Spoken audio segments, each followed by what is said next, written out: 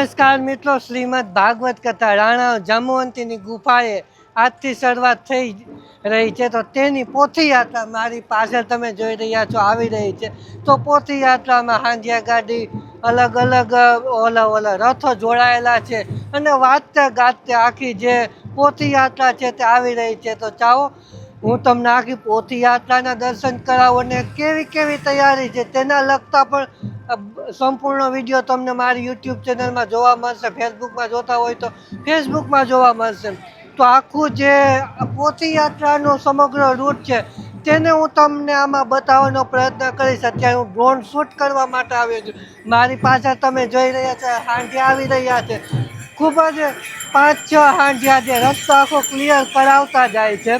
તે આખો પોથી યાત્રાની આગળ આખો જે રૂટ છે તે ક્લિયર કરાવે છે. તો આવો પોથી યાત્રાના દર્શન કરાવો. તો અત્યારે માટીઓ હાંડિયા ખેલાવે છે તો આપ જોઈ રહ્યા છો.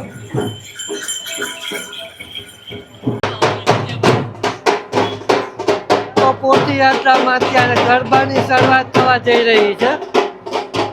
આખી પોથી યાત્રા તમને ઉપરથી બતાવું. જે આપણી બહેનો છે તે માથા ઉપર પોથી લઈને જઈ રહી છે. ઉપરથી આખી પોથી યાત્રાનો નજારો.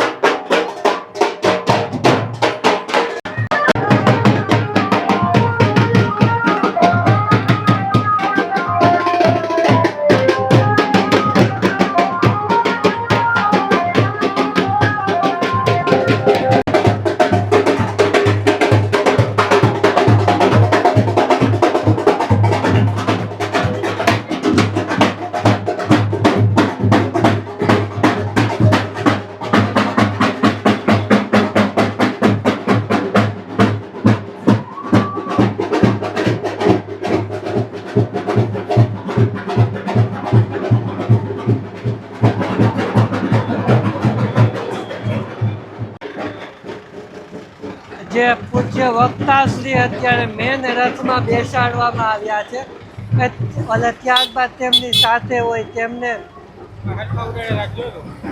ત્યારબાદ ભુવાતા શ્રી ભીમા હતા. ત્યારબાદ જે આપણે શોભાયાત્રામાં જોડાયેલી અલગ અલગ ગાડીઓ છે તે બધી ગાડીઓ આપણે તમે નિહાળી શકો છો. ક્યાંય સુધી હજી તો ગાડીઓ છે.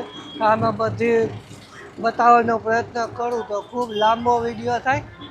હજી તો આવે જ છે, આપ જોઈ શકો છો.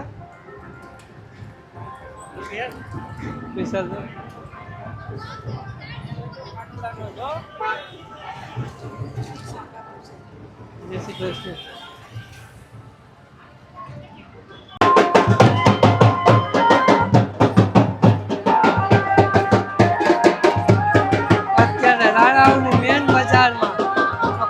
યાત્રા નીકળી રહી છે. જે રાણાઓની મેન બજાર કહેવામાં આવે એમાં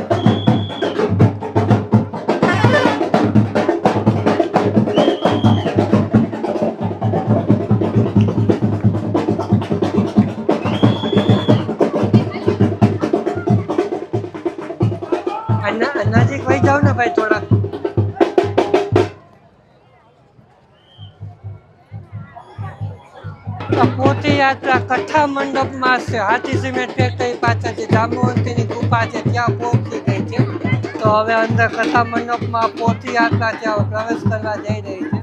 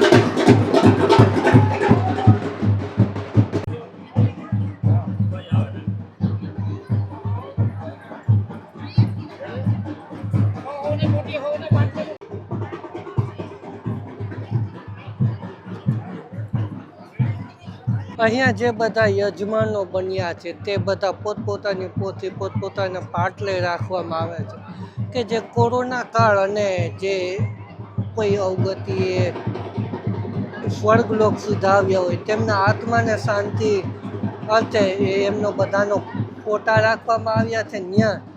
ત્યાં જે પોથી છે તે રાખવામાં આવશે.